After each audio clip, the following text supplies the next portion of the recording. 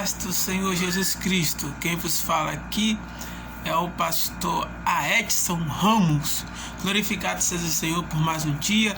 Estaremos dando início a mais uma reflexão da palavra do Senhor, a mais um estudo bíblico que estaremos ministrando daqui a pouco.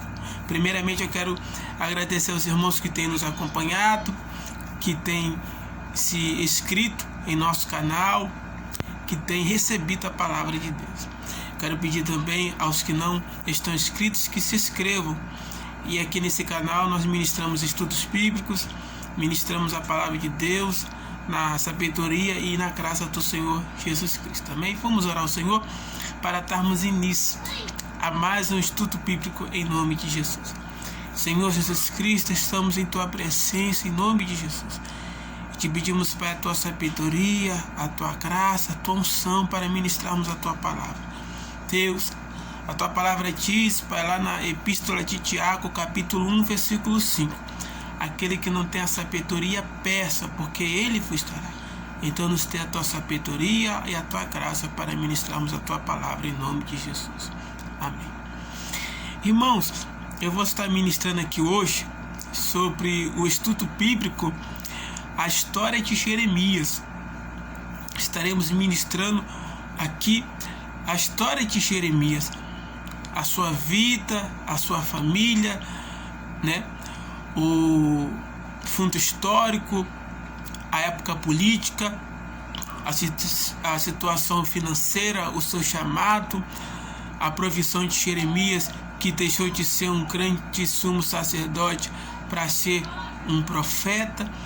Então estaremos falando um pouco aqui da vida do profeta Jeremias. Amém? Vamos ler a palavra do Senhor no livro do profeta Jeremias, capítulo 1, ao versículo 5. Jeremias capítulo 1, versículo 1 ao 5, que diz assim: Palavras de Jeremias, filho de Ilquias, dos sacerdotes que estavam em Anatote, na terra de Benjamim.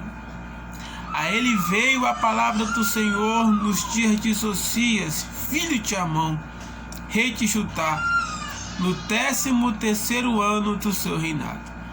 Ele veio também nos dias de Joaquim, filho de Josias, rei de Judá, até o fim do ano o 10º de Sedequias, filho de Josias, rei de Judá, até que Jerusalém foi levada em cativeiro no 5º mês. Assim veio a minha palavra do Senhor, dizendo: Antes que eu te formasse no ventre, eu te conheci. E antes que saísse da madre, te santifiquei, e a nações te dei por profeta. Eu quero que os irmãos me acompanhem aqui no versículo 1, que diz assim: Palavras de Jeremias. Jeremias, o seu significado do seu nome tem 2 sentidos. Na minha anotação, eu fiz questão de anotar uns pontos principais. O nome Jeremias, primeiramente, significa o Senhor edifica ou estabelece. O segundo ponto do nome de Jeremias significa aquele que o Senhor arremessa ou lança. Esses são os 2 significados do nome de Jeremias. Quem era Jeremias?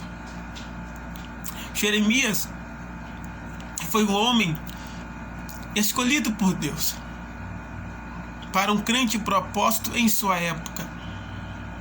Jeremias foi um dos profetas que mais passou humilhação e rejeição no período em que ele profetizou.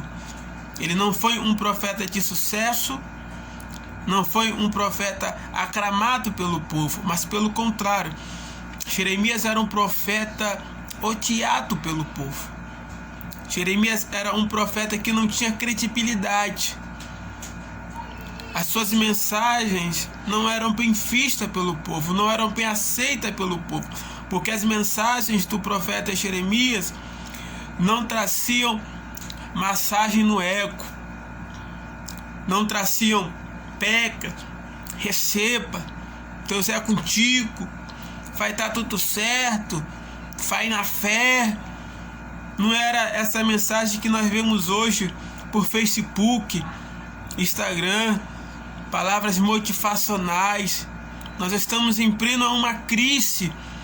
A mesma crise que Jeremias viveu naquela época, nós estamos vivendo hoje. Uma crise moral, uma crise espiritual, uma crise financeira, uma crise econômica, uma crise política.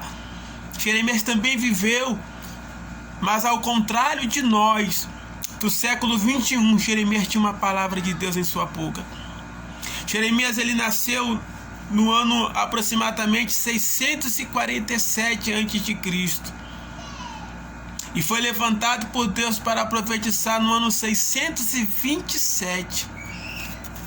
Aqui no versículo 1, ainda vai falar, filho de Uquias. Por que a Bíblia vai falar que Jeremias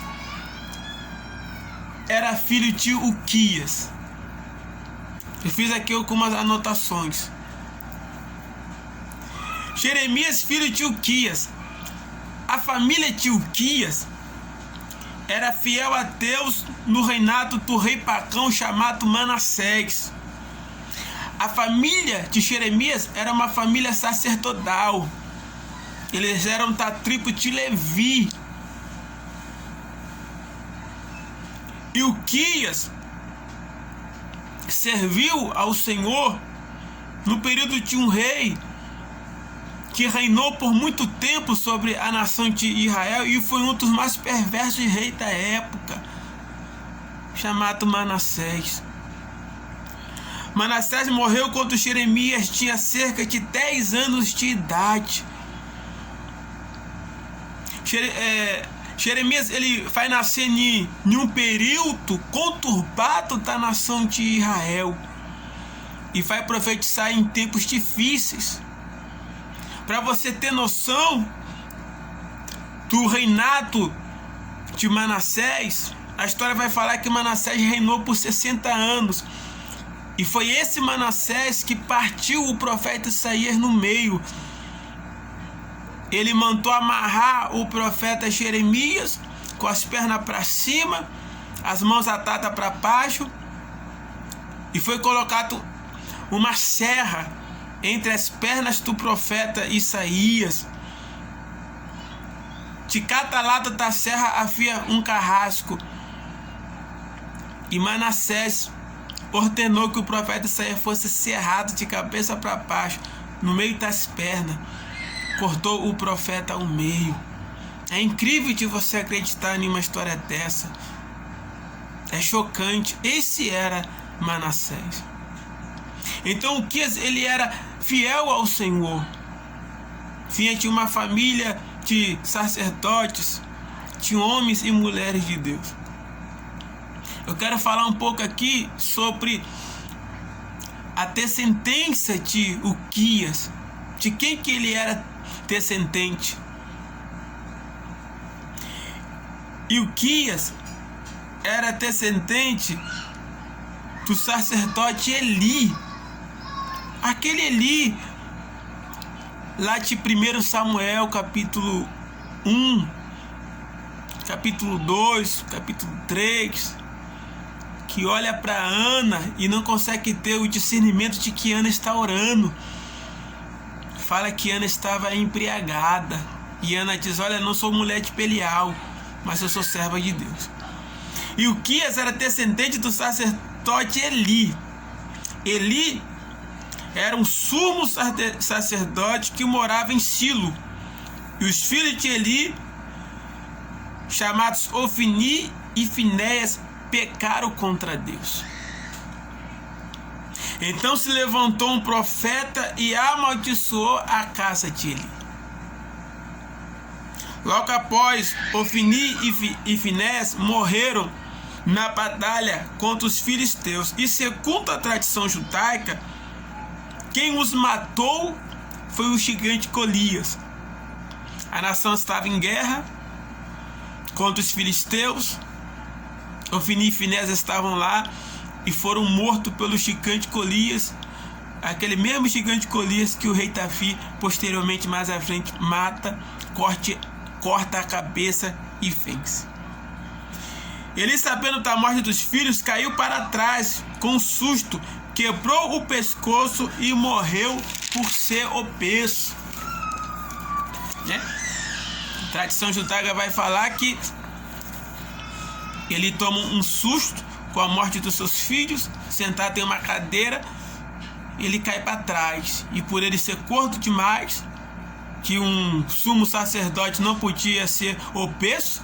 Mais à frente nós vamos falar um pouco sobre o sacerdócio de Israel, como é que funcionava. E ele, por não cuidar da sua saúde ou de si mesmo, caiu para trás e quebrou o pescoço, conforme o profeta havia falado, que na sua descendência ninguém mais julgaria Israel, porque Deus havia entristecido com Eli, porque Eli amava mais os filhos do que a Deus. O Senhor vai falar para Eli: Eli, tu honra mais teus filhos do que a mim. Eli, ele era um ótimo sacerdote, mas um péssimo pai. Tudo que os seus filhos faziam, ele aprovava, e Deus o condenou. Deus falou: até quando você vai honrar mais os seus filhos do que a mim?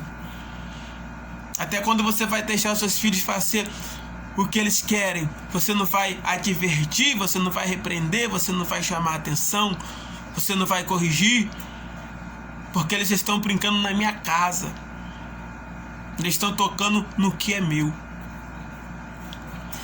Então a esposa de Ofni, que estava grávida, sabendo que seu esposo morreu, seu cunhado e seu sogro, e que a arca de Deus foi tomada pelos filisteus, no parto, segundo a tradição judaica, ela teve um ecâmplice e morreu dando à luz.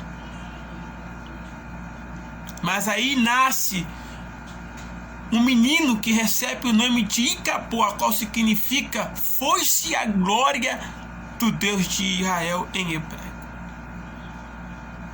Resumo: essa descendência de Uquias vem passando de Eli, Ofni, Finéias, Icapô, e chegando até o sumo sacerdote Abiatar.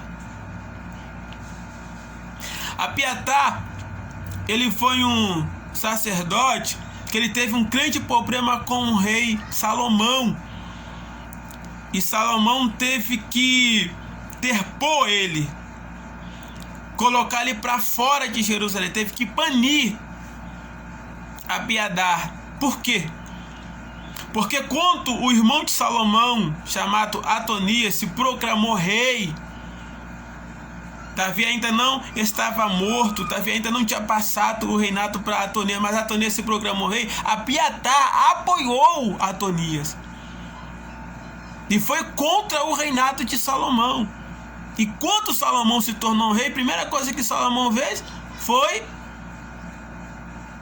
descartar Abiatar, foi banir, Abiatar foi banido para fora da cidade, para uma cidade chamada Anadote. Abiatar foi o sumo sacerdote que pecou contra Salomão, e o rei Salomão mandou que esse e a sua família Abiatar fossem morar lá na cidade de Anadote, na terra de Benjamim. Então nós temos que ter a noção de que as coisas que acontecem são permissão de Deus. E dessa família de Abiatar, na cidade de Anadote, para quem não sabe, irmão, a cidade de Anadote era uma cidade presídio.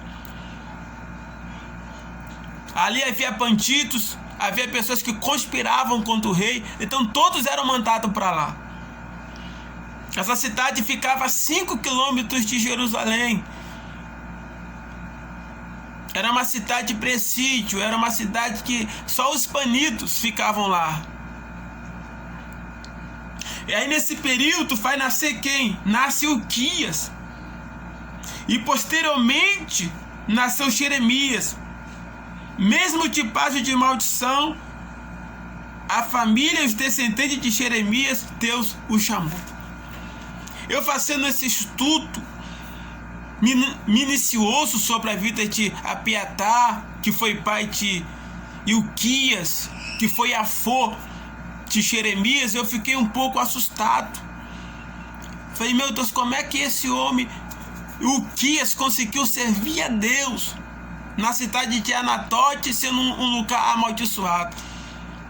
E eu fui estudar e eu descobri que os levitas podiam servir a Deus em qualquer lugar, porque Deus era a sua herança, como está lá em Êxodo capítulo 19, versículo 5, o Senhor diz, eu sou a vossa herança. Ou seja, os levitas não tinham parte em terra, não tinham possessão, não tinham terra.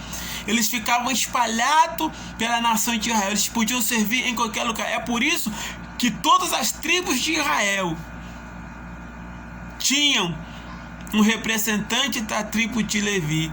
E mesmo lá na prisão, mesmo lá na rejeição, mesmo lá em Anatote, lugar de desprezo, Ilquias e sua família serviam a Deus. E Deus escolheu o seu filho Jeremias para ser o maior profeta da nação de Israel, um dos maiores homens de sua época. Porque Deus não faz acepção de pessoas. Se eu não me engano, está em Romanos 11, 29. Deus não faz acepção de pessoas. Aonde você estiver orando, adorando, buscando a Ele, meu Deus vai se manifestar. Meu Deus vai se manifestar. Quem faz acepção de pessoas são os homens. Porque os dons de Deus, eles são irrevogáveis. Romanos capítulo 11, versículo 29. Porque os dons e a vocação de Deus são irrevogáveis. Deus não faz acepção. Deus não faz acepção. Deus manifesta a sua glória. Aonde houver um adorador, Deus manifesta a sua glória. E ali em Anatote, cidade de presídio, é como se fosse o estado do Rio de Janeiro. Eu sou de uma cidade chamada Bangu, bairro de Vila Kennedy. Quando nós falamos Bangu, no estado do Rio de Janeiro, primeira coisa que as pessoas lembram é dos presídios que existem lá. São mais de 7 presídios. Presídio Banco 1, Banco 2, Banco 3, Banco 4, Banco 5, Banco 6, Banco 7. Eu conheço todos os presídios que existem ali, porque da minha casa para os presídios em Bangu eram 30 minutos a pé. E eu fazia culto ar livre de frente para o presídio Banco 1, presídio de segurança máxima, com os meus 16 anos, na companhia do meu amigo pastor Ricardo Melo. Nós não tínhamos caixa de som, nós não tínhamos microfone. Nós olhávamos para a frente do presídio, era uma fila imensa só de mulheres para entrar lá. E como eu sempre fui de falar alto, eu com 16 anos pregando daqui, e as pessoas lá de dentro do presídio, por cima da muralha, me ouviam pregar. E ali Jesus curava, batizava, fazia milagres extraordinários. E as mães daqueles presidiários, as esposas, as pessoas que passavam por nós, pelo nosso culto ar livre, eram curadas na rua. E as mães chegavam e falavam, irmão, não para com esse trabalho domingo, porque lá o meu filho te ouve, lá tá para ouvir o senhor lá dentro. Nós começamos esse trabalho do nada, de frente ao Bangu 1. Preciso de segurança máxima. E de repente o pastor, na nossa época era o pastor Krebs Ortiz, foi nos ajudando, nos liberou a caixa de som, depois nos liberou os irmãos, a juventude, a mocidade. Nós tínhamos o nosso pastor Fernando Ribeiro, que tem uma voz extraordinária, né?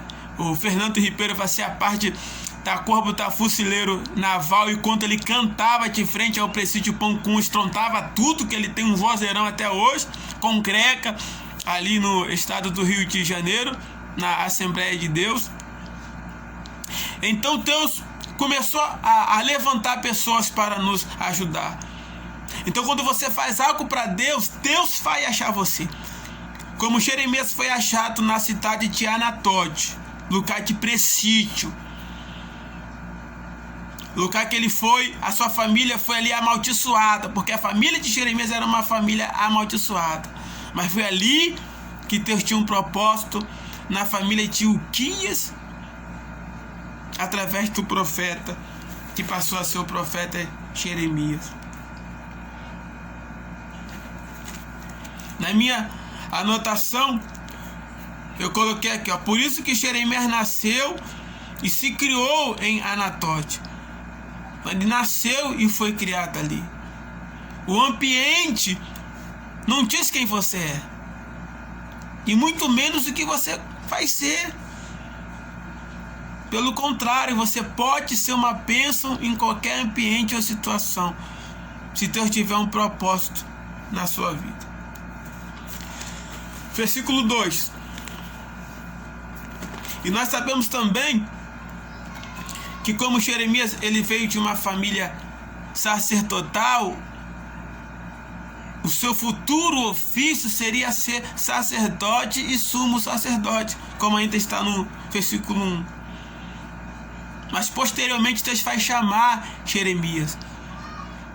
Ele vai deixar posteriormente de ter uma profissão de sacerdote, de sumo sacerdote assalariado, para ser um profeta que não recebia salário nenhum. A família de Jeremias até não compreende, lá em Jeremias capítulo 12, a família de Jeremias não compreende esse chamado repentino. E vai até contra ele, não aceitando o seu chamado, porque queria que ele fosse o sumo sacerdote. Mas Deus o chamou para ser profeta. Lá na frente a gente fala mais um pouco sobre isso. Então, o versículo 2 do capítulo 1, Jeremias capítulo 1, versículo 12, vai nos falar: a ele veio a palavra do Senhor nos dias de Josias, filho de Amon, rei de Judá, no 13º ano do seu reinado. Então Jeremias ele vai receber o chamado de Deus no período do reinado de Josias, filho de Amon. Quem foi Amon? Amon foi filho de Manassés, que reinou aproximadamente 2 anos. E logo após veio Josias, que começou a reinar com 8 anos. E quando se fez 13 anos que Josias estava reinando, Deus levanta Jeremias como profeta em uma nação que estava em decadência, em uma nação que estava cercada por impérios que alto estavam se destruindo, se desfacelando. De um lado tinha o Egito, governado por Neco, que queria ser a cidade mundial do mundo. Do outro lado tinha a grande Assíria. Do outro lado estava vindo Babilônia crescendo, sem que ninguém visse. E no meio dessa conturbência toda, perturbação toda, no meio estava Israel, que se vangloriava de ser uma cidade que nunca seria destruída. Aí se levanta um profeta do nada e começa a condenar essa cidade ao arrependimento, porque a mensagem de condenação do profeta Jeremias ao povo era de arrependimento. Não é diferente da mensagem que nós pregamos hoje em meio a essa pandemia. A condenação para o Brasil e para as nações é de arrependimento, porque se não se arrepender, Deus vai matar, vai morrer, vai descer a sepultura, Deus vai ferir, Deus vai sacudir as nações, porque a mensagem que Deus tem para nós é de arrependimento. E a mensagem de condenação do profeta Jeremias para o seu povo durante um período de 40 anos foi de arrependimento. E o povo não compreendeu isso. Durante os 18 anos do reinado do rei Josias, Jeremias teve um ministério excelente, um ministério grandioso, um ministério marcante, porque ele teve apoio do rei Josias, que trouxe ao povo um grande reavivamento. A história vai falar que quando Josias vai restaurar o templo e pede para tirar os entulhos que há no templo, o pai de Jeremias, seu Uquias, acha um pergaminho, um rolo, no meio dos entulhos e entrega ao rei Josias. E o rei Josias, quando lê aquele pergaminho, ele rasga suas roupas e leva a nação ao choro e ao arrependimento, porque naquele pergaminho havia uma profecia de arrependimento para o povo. Glória a Deus. Então, o período que Deus vai levantar Jeremias, como eu já falei, é o ano 627 antes de Cristo. E nós vemos que o rei Josias começou a reinar no ano 609. Crente rei. Esse rei trouxe um avivamento durante o ano de 622 e 621 sobre a nação de Israel. Um avivamento moral e espiritual que ficou marcado na história de Israel, o rei Josias. No 18º ano do seu reinado, Josias insistiu em reparar o templo. E nos seus primeiros 18 anos, como está lá em 2 Crônica, capítulo 34, versículo 3, foram anos de avivamento, de poder, de glória. O versículo 3 vai falar: ele veio também nos dias de Joaquim, filho de Josias, rei de Judá, até o fim do ano 10º de Sedequias, filho de Josias, rei de Judá, até que Jerusalém foi levada em cativeiro no 5º mês. Versículo 3 vai nos falar que Jeremias reinou num período de reinado de 5 reis. Porque aqui está claramente falando que a palavra do Senhor veio a ele nos dias de Joaquim, filho de Josias. Então nós temos aí 5 reis que esse profeta Jeremias profetizou. E esses reis não se arrependeram. 4 reis não se arrependeram. Nós temos o rei Josias, que trouxe um grande avivamento. Temos o rei Joacás, temos o rei Joaquim e o rei Sedequias. O rei Josias reinou de 640 a 609. O rei Joacás reinou no ano 609. O rei Joaquim reinou no ano 608 a 598. E o rei Sedequias reinou do ano 597 ao ano 586. Nesse período, Jeremias e a nação de Israel viveu uma turbulência mundial, a qual eu acabei de falar. A Assíria estava em decadência, a Babilônia estava em evidência e o cenário político era caótico de todos os lados. O problema é que o pequeno reino de Judá estava em meio a essas grandes polêmicas e potências. Mas a palavra de Jeremias era de arrependimento. O rei Josias cometeu um erro muito grande. Eu anotei aqui. Quando o faraó do Egito marchou contra o exército através de Israel para ajudar a Síria a enfrentar a Babilônia, Josias começou ou tentou impedir o rei do Egito a ajudar a Síria, sendo fatalmente ferido na batalha de Megido em 609 a.C. E claro que o rei do Egito, vencendo o rei de Israel, ele passou a tomar conta da nação de Israel e colocou ali para reinar o filho mais velho de Josias, que era Joaquim, e em lugar do seu filho Joacás, que fora escolhido por Deus. Então Deus havia escolhido Joacás para reinar, mas o rei do Egito colocou Joaquim. E Jeremias traz uma profecia muito dura sobre Joaquim. Está lá em Jeremias capítulo 26, versículo 4 e 6. Jeremias profetiza contra o reino de Joaquim. Joaquim foi mais tarde obrigado a pagar tributo à Babilônia, porque a Babilônia estava saindo vitoriosa sobre os reinos do norte que ali existiu.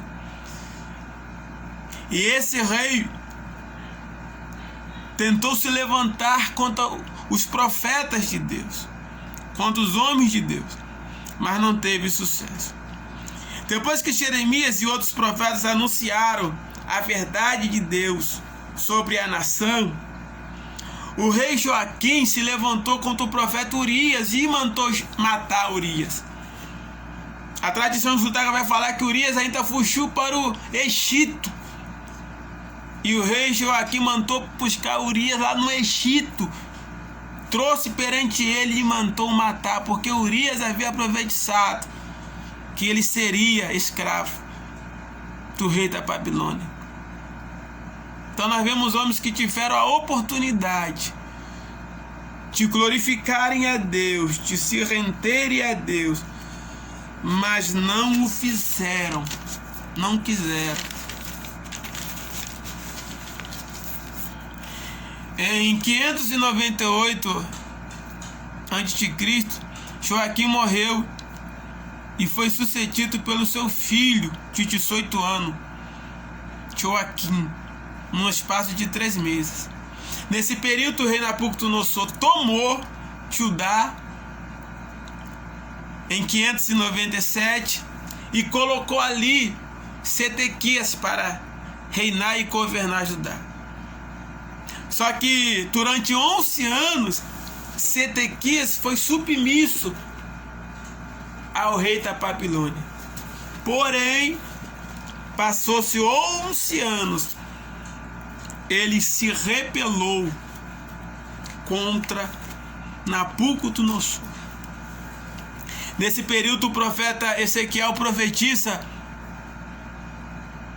que Sedequias seria preso e levado cativo, mas não feria a Babilônia. Mas lá em Jerusalém, Jeremias profetiza que Sedequias, com seus próprios olhos, feria a Babilônia. Então nós temos Ezequiel profetizando dentro da Babilônia. Ezequiel era sumo sacerdote, que Sedequias não feria a Babilônia, e temos Jeremias profetizando que Sedequias feria a Babilônia. Então nós vemos aí uma contradição muito grande. E segundo o historiador Flávio Joséfo, no livro História dos Hebreus, você pode ter acesso a esse livro pela CPAD. Hoje ele custa em torno de R$220 para nós que moramos aqui em Manaus, mas no estado do Rio de Janeiro ele custa 130. A última vez que eu estive no estado do Rio de Janeiro, ele estava custando R$130. Essas duas profecias, segundo Joséfo, o historiador Flávio Joséfo, um judeu fariseu, ele vai falar que se cumpriu. E eu consegui achar essas profecias na Bíblia e marquei elas. Flávio Joséfo vai falar que essas profecias se cumpriram literalmente. Primeiro, Sedequias foi capturado, segundo a palavra do profeta Jeremias, e foi levado até os portões de Babilônia. E ali foram mortos os seus filhos. Então Jeremias disse que ele feria Babilônia, mas Ezequiel disse que não feria Babilônia. E essas duas profecias se cumprem, porque o rei Sedequias fez só os portais de Babilônia, mas não vê a Babilônia por dentro. E o profeta Ezequiel profetiza que ele não feria a Babilônia por dentro. E no portão, ou nos portais de Babilônia, os olhos do rei Sedequias são furados, e ele entra em Babilônia cego. Então duas profecias se cumpriram de uma vez só. Nenhum e nem outro profeta estavam ali mentindo. As duas profecias se cumpriram sobre a vida de Sedequias. Nós vemos que no âmbito familiar do profeta Jeremias, ele sofreu muita tribulação, muitas lutas. A sua vida espiritual, sua vida moral mas ele nunca deixou de ser um profeta na mão do Senhor. E nós vemos aqui o versículo 4 e 5, eu quero encerrar. Versículo 4 vai falar: assim veio a mim a palavra do Senhor. Jeremias já estava aqui com 20 anos. Versículo 5: antes que eu te formasse no ventre te conheci, e antes que saísse da madre te santifiquei, e a nação te dei por profeta. Jeremias começa a estudar na faculdade para ser sumo sacerdote aos 5 anos de idade. Então Jeremias fica no anonimato dos 5 anos de idade aos 20 anos. E quando completa-se 20 anos, Deus aparece a Jeremias e ministra sobre ele a unção profética. Agora, o porquê que no versículo 5 diz: antes que eu te formasse no ventre, eu te conheci. Porque segundo a tradição judaica vai nos falar que quando a mãe de Jeremias estava grávida dele, no 7º mês de gravidez, ela teve uma dor imensa no seu ventre, a ponto das parteiras pensar que ela ia ter um aborto espontâneo, de tanta dor que ela sentiu.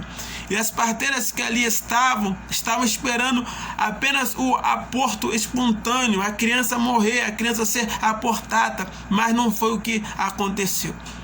E aí, segundo a tradição judaica, a dor dessa mãe passou e Jeremias nasceu.